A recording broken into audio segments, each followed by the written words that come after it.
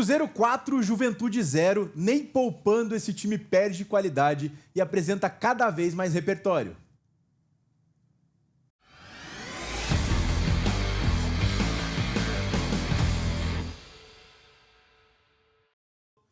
Visão para jogo tá de volta, eu sou o William Borges. O Cruzeiro segue na liderança da competição, mais uma partida fantástica, 4-0 sobre o Juventude. Mesmo poupando alguns jogadores, os substitutos entram e não deixam cair o ritmo. Tô com 20 anos da Alicane, estuda sempre o Cruzeiro, virou praticamente nosso analista de Cruzeiro aqui. E explica muito como funciona essa pressão do Léo Jardim e como funciona esse esquema do Cruzeiro. E, como eu falei na entrada, mesmo poupando alguns jogadores, mesmo mudando um pouco o time, o desempenho é o mesmo, continua... A gente teve esse experimento com o Fluminense no Mundial de Clubes, né? Que a gente fez vídeos consecutivos, eu pelo menos me envolvi nos vídeos consecutivos das partidas do Fluminense no Mundial. E é muito legal quando a gente começa a fazer essas análises seguidas, que a gente vai notando pequenas variações e pequenos ajustes e vai notando cada vez mais coisa, taticamente falando, no time que é muito bem treinado, que é o Cruzeiro do Léo Jardim.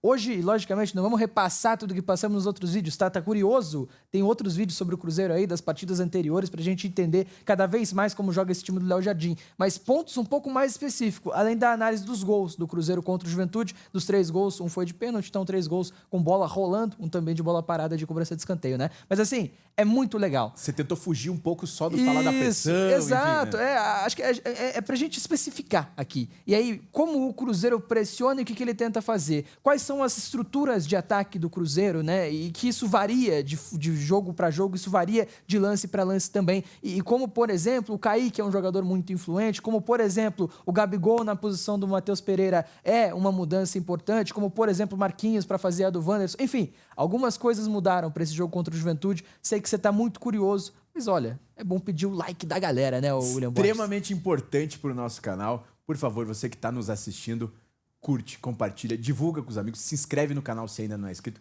que isso nos ajuda muito. Além disso, outra forma de apoiar a gente. Tá vendo essa camisa do Cruzeiro aqui? Verdade. A gente lançou o Clube de Membros. É uma forma de você apoiar o nosso canal. A gente tem 2 opções, uma de R$ 3,99, uma de R$ 7,99. E a gente busca atualizar essa camisa do Cruzeiro aqui, trazer para uma mais recente. Então são 2 formas de você apoiar o nosso canal. Curtindo, compartilhando, se inscrevendo e também o Clube de Membros dá essa moral pra gente trazer cada vez mais conteúdos do Cruzeiro por aqui. Exatamente. Vamos nessa, vamos começar a falar de Cruzeiro e Juventude. E aí, logicamente, né? A primeira coisa pra gente entender o Cruzeiro é como esse time pressiona. E você vê os encaixes individuais muito bem feitos, né? Por exemplo, o Marquinhos desse outro lado, o Eduardo por aqui, o Lucas Homero, do outro lado o William e os 3 jogadores que pressionavam a saída do Juventude, que era com 4, né? Então, Gabigol e Caio Jorge marcavam os 2 zagueiros do Juventude. O Gabigol descia para fazer a marcação no primeiro volante também, enquanto o Christian subia a marcação quando a bola ia para a direita, quando o balanço era para a esquerda, o Marquinhos vinha para cá. Qual que é a intenção desse Cruzeiro? É ter superioridade numérica, é ter vantagem em todos os setores em que a bola passear, em todos os setores em que a bola tocar dentro do campo, né? Aqui o Juventude até vai conseguir sair jogando com o Marcelo Armes lá do lado esquerdo, mas você vê 3 jogadores do Cruzeiro para 2 jogadores do Juventude no setor da bola. Tem até um chegando por aqui, é verdade, mas o Cruzeiro compensaria com o Eduardo nesse momento, né? Então, superioridade numérica no setor da bola.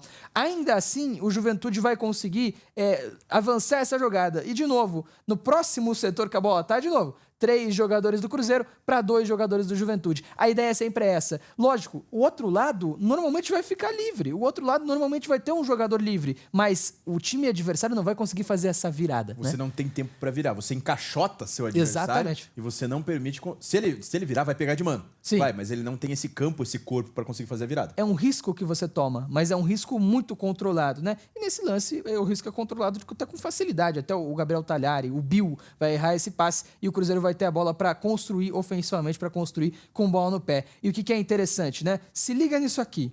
Os 4 jogadores de ataque do Cruzeiro muito próximos nesse momento. E o Kaique com esse corredor para atacar a linha de fundo. O William do outro lado normalmente tem a mesma coisa. Os 2 pontas, entre muitas aspas na teoria, né?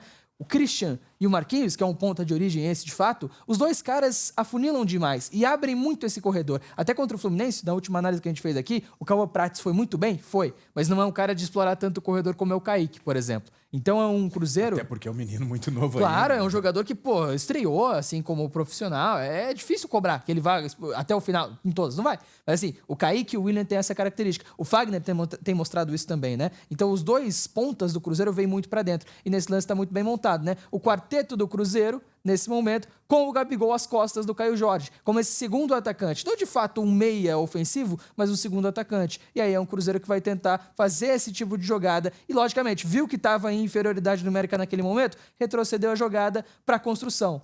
Quem que constrói no Cruzeiro? Os dois zagueiros, Fabrício Bruno e Vidalba, e os dois volantes, nesse caso o Eduardo e aqui o Lucas Romero. Os dois laterais pouco participam em vários momentos, sempre atacando a última linha, para você sobrecarregar a última linha do adversário e dessa maneira criar boas jogadas e criar jogadas interessantes e que te deem vantagem. Olha a bola que o Eduardo mete pro Kaique, né? E aí o que dá para ver aqui?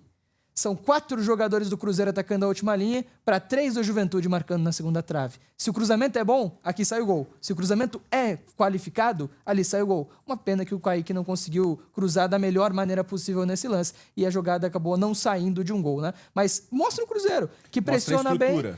Exatamente. Mostra o Cruzeiro que pressiona bem, tem superioridade numérica no setor da bola, consegue construir bem com os dois zagueiros e os dois volantes, tem os dois alas espetados todo momento e sempre tenta apostar em superioridade numérica dentro da grande área para fazer um cruzamento. Mas é interessante isso que você comentou da movimentação dos pontas. Sim.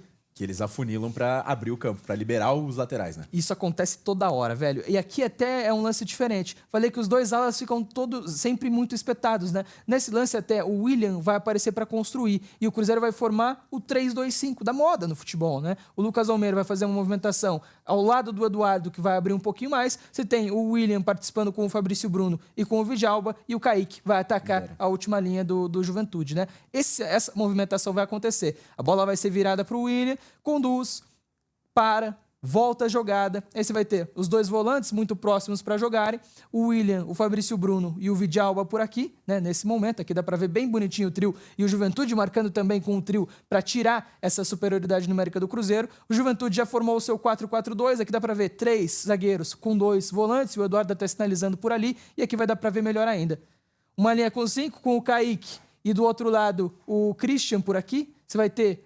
na verdade, ó, muito bem, vamos lá. Ó, o Kaique é o jogador daqui, com o Marquinhos, com o Caio Jorge, com o Christian, aqui é o Gabigol, tá? O Gabigol que tá fora da linha. Exatamente, é o Gabigol. Ele tá fora da linha, ele tá um pouco mais para trás. Porque, em teoria, o Gabigol é esse interno da direita. Exato. No 3-2-5. Ele só tá invertido com o Christian, exatamente. E assim, você tem essa formação posicional da moda no futebol, o que é outra estrutura. Ou seja, você constrói com 2 volantes e 2 zagueiros, verdade. Mas você também aposta no 3-2-5. E olha aqui, o Kaique tem a bola novamente, com 3 jogadores do Cruzeiro, atacando 3 jogadores do Juventude na outra trave. Aqui tá no 4-4. E até porque o Juventude defendia com 4. Exatamente. Então, se você joga 5 jogadores na última linha, você sobrecarrega você o adversário. Tem o Gabigol até pouquíssimo aparecendo aqui no frame, tá? Mas aí você tem o Gabigol chegando também por ali. Então, o Cruzeiro conseguia ter essa sobrecarga, conseguia ter essa vantagem. Mais uma vez, o Kaique não consegue fazer um bom cruzamento. A estrutura do Cruzeiro, normalmente, é a construção de 2 zagueiros e 2 volantes e liberando os laterais. Sim. Não que a gente tá falando que ele virou um 3-2-5. Não. Mas é situações da partida em que você dá uma mudada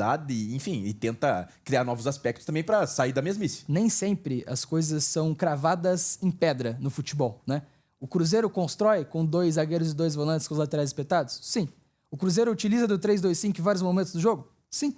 Como o Cruzeiro também utiliza muito da descida do Lucas Romero para fazer com 3 zagueiros, e esse ele faz um 3 mais 1. Então, olha a variação que a gente já viu. 2 e 2, 3 e 2 e 3 e 1. É um Cruzeiro com muito repertório para vencer pressão. E é um Juventude que não entendeu isso ao longo do jogo. Portanto, você tem lá o Juventude num 4-4-2, o Cruzeiro constrói com 4 jogadores e o Juventude pressiona com 6. Onde que vai sobrar jogador? Aqui. No ataque do Cruzeiro. Exatamente, velho. E aí a jogada vai acabar acontecendo. Aqui é o Lucas Romero.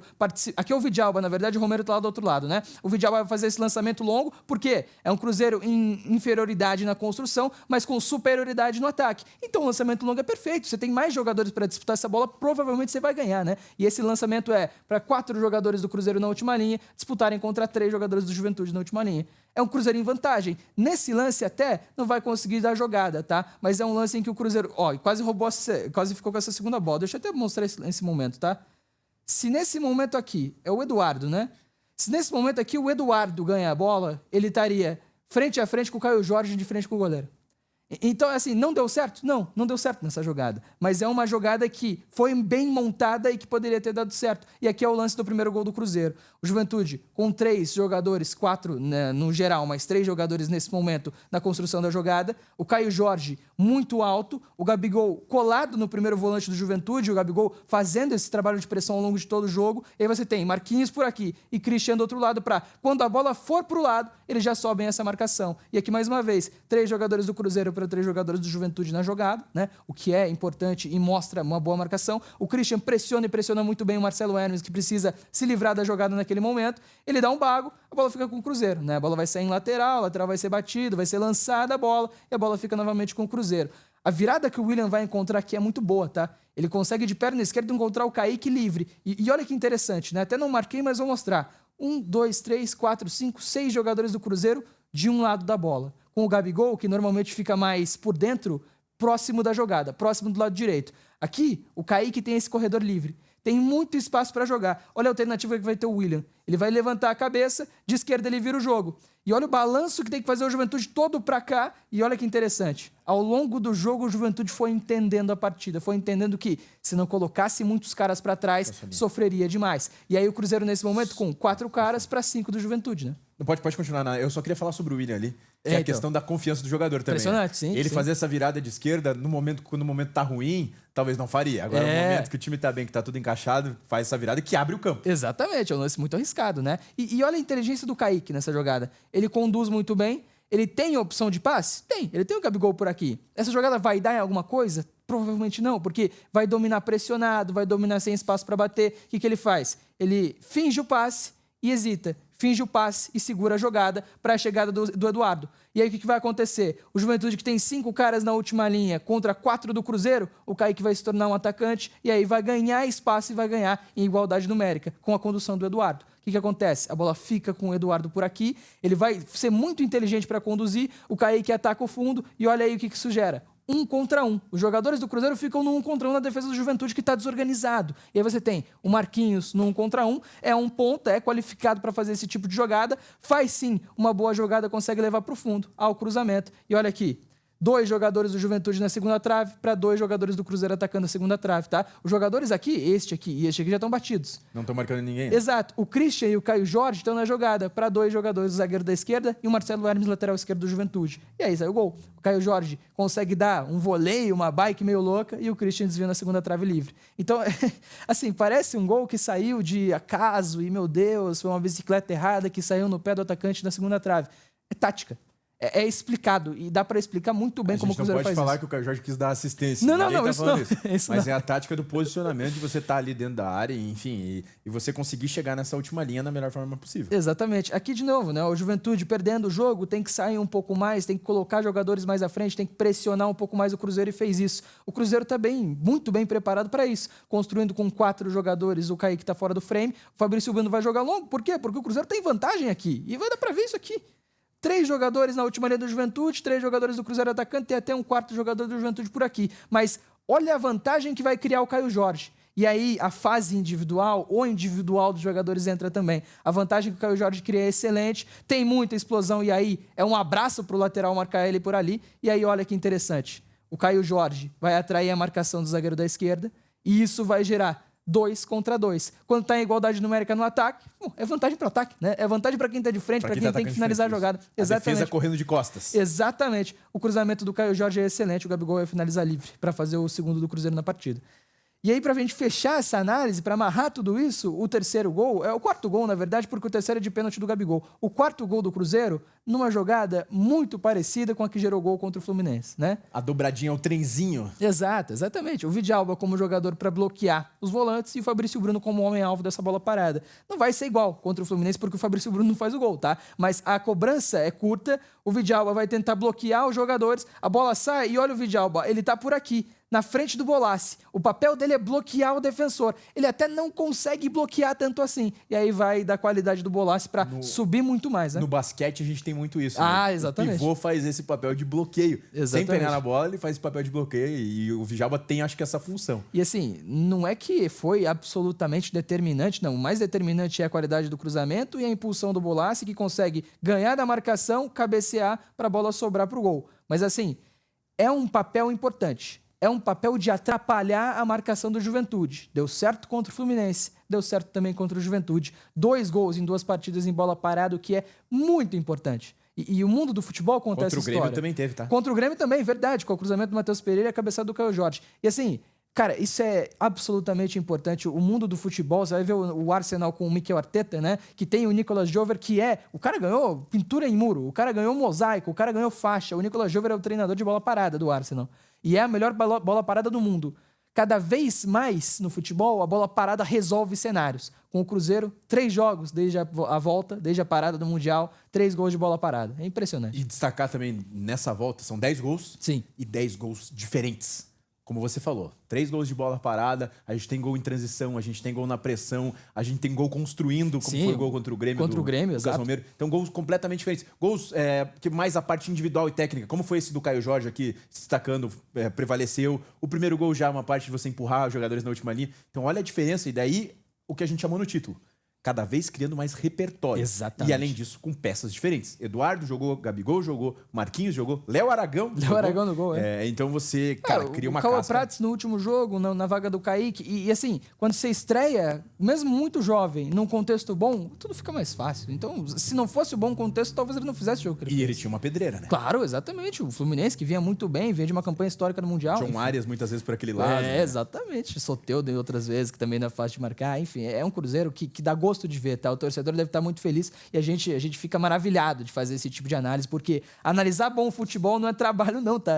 É diversão mesmo. E é curioso porque a gente tá repetindo bastante vídeos do Cruzeiro aqui, mas porque de fato... E com tá temas merecendo. diferentes, né? Assim, a gente não falou disso aqui nos outros jogos também. Olha o repertório que o Cruzeiro tem, cara. É impressionante. E nesse final de semana até não tava na nossa pauta inicial, mas... É verdade. Daí não teve como Vai fugir, lá, né? mete 4, vira líder do Campeonato Brasileiro, não tem Se como. consolida, né? Porque É, já tinha virado, consolida, né? exatamente. Mas aí não tem como não fazer, né, cara? É isso? É isso do Cruzeiro. E você, torcedor do Cruzeiro, o que achou dessa partida contra o Juventude? Acredito que está muito feliz. Então comenta aqui o que você achou da partida, o que você achou da nossa análise, que isso nos dá um feedback muito legal. Mais uma vez eu peço para você, curte, compartilha, divulga o nosso conteúdo, isso nos ajuda muito. Se inscreve no canal e também, mais uma vez, falando do clube de membros, temos algumas opções para vocês aí, se quiserem apoiar o nosso projeto. Isso é muito bom para nós, para a gente continuar cada vez mais trazendo conteúdos do Cruzeiro. É isso, até o próximo vídeo.